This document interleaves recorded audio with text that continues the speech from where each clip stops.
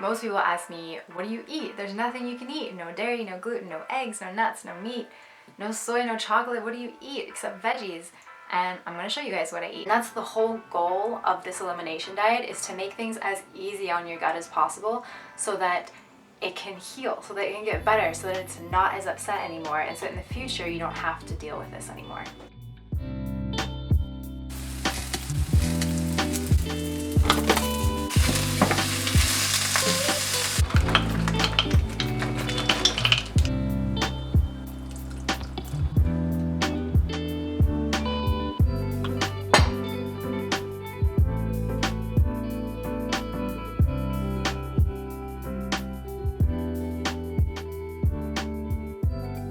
So a couple days ago I had an IBS flare-up, which means that it's like a digestive breakdown.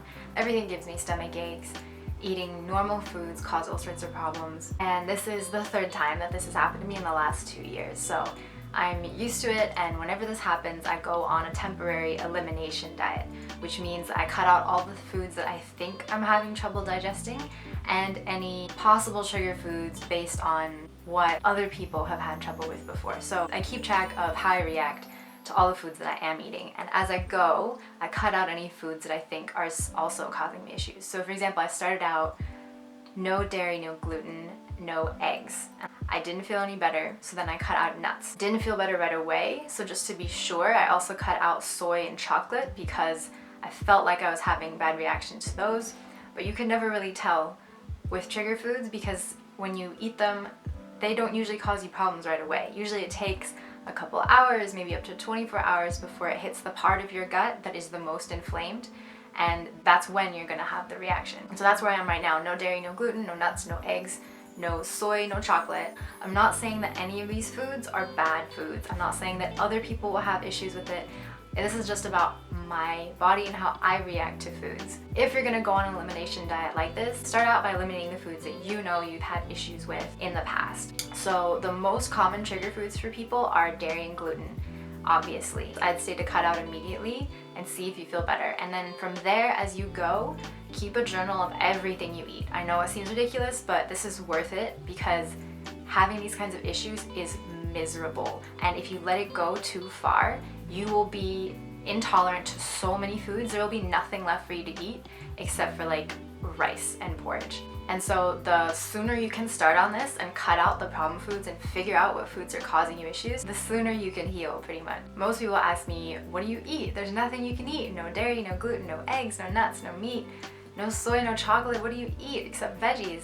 And I'm gonna show you guys what I eat. You can do it for as little as 1 week and already feel a lot better and start reintroducing some foods. But I would recommend a minimum of 2 weeks. At least in my experience, 2 weeks is what it takes for me to actually get better.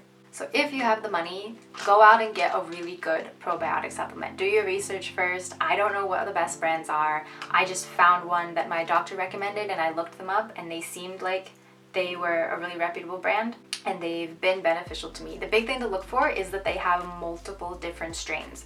So different kinds of gut bacteria and at least like 15 to 20, if not more, different strains.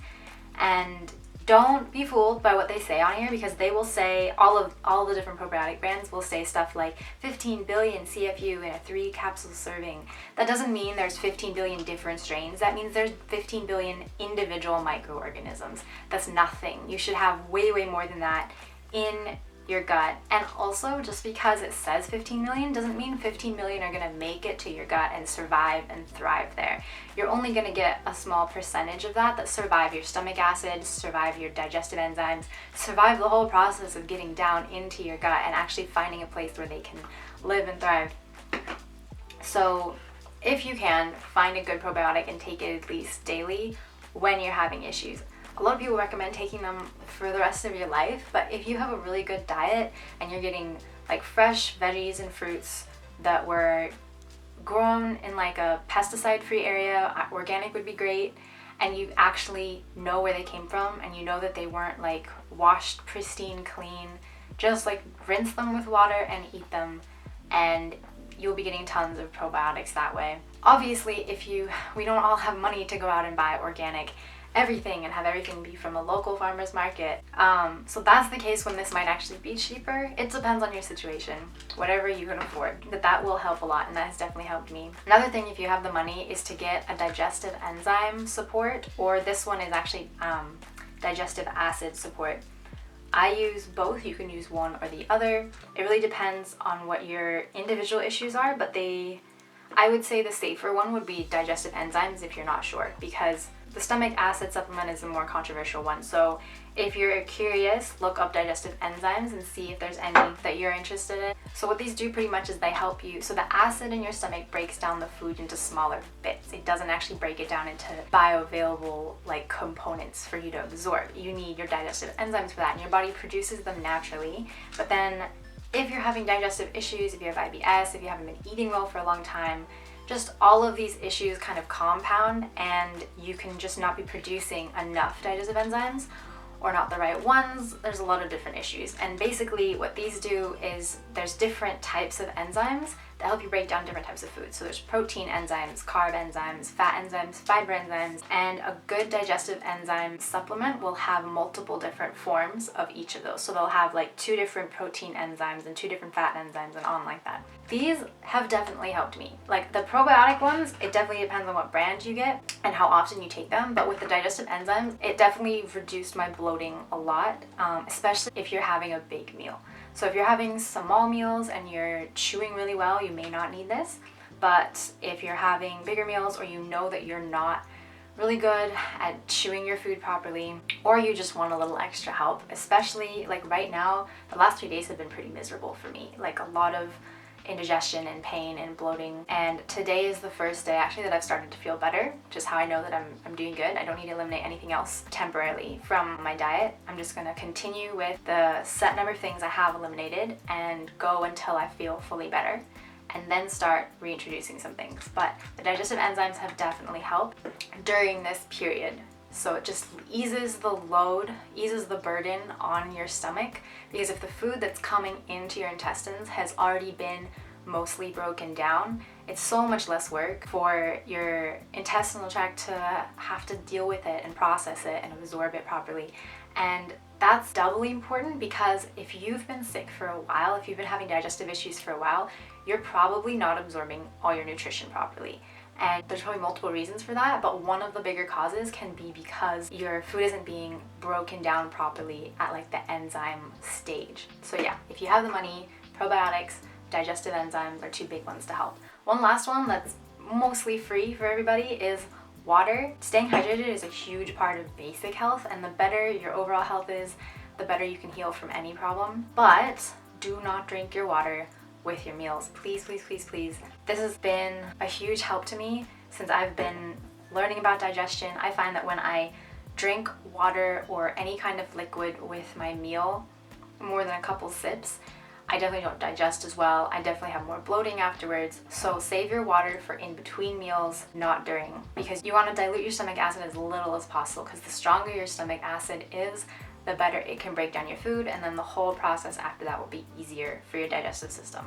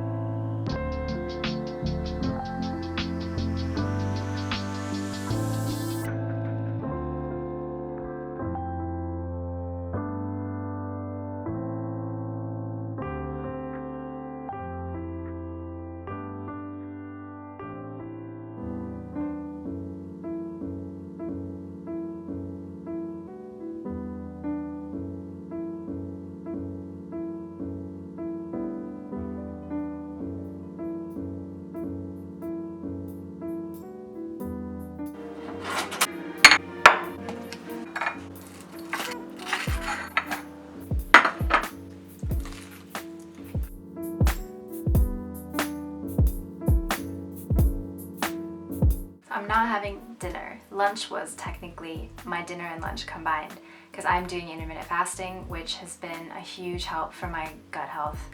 I think mostly because it gives your gut time to rest because it doesn't have to digest all day long. And the overall burden on it is lower. I think it helps it heal faster. You don't have to do it if you don't want to. It would be fine to just have 3 smaller meals throughout the day instead of having 2 larger ones. And I know this doesn't seem like a lot of food for some people, but I'm 5'1". I'm very sedentary because I'm feeling so sick. If my gut health was better, I'd be up around doing a lot more and I need more food. But I'm pretty much sitting and filming all day long and doing a lot of editing on my computer, so I don't need very much energy. I don't need to eat as much. And also it's really important not to overload your stomach when you're having an IBS flare-up or any kind of digestion issues that require an elimination diet.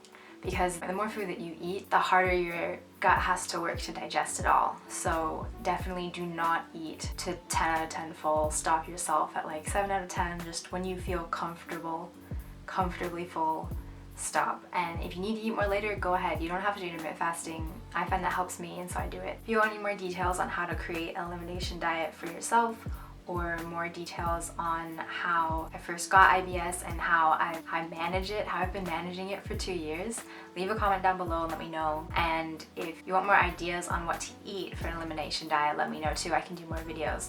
I'm going to be doing this for the next week or 2, so I'm going to be eating a lot more than just oatmeal, porridge, and spinach.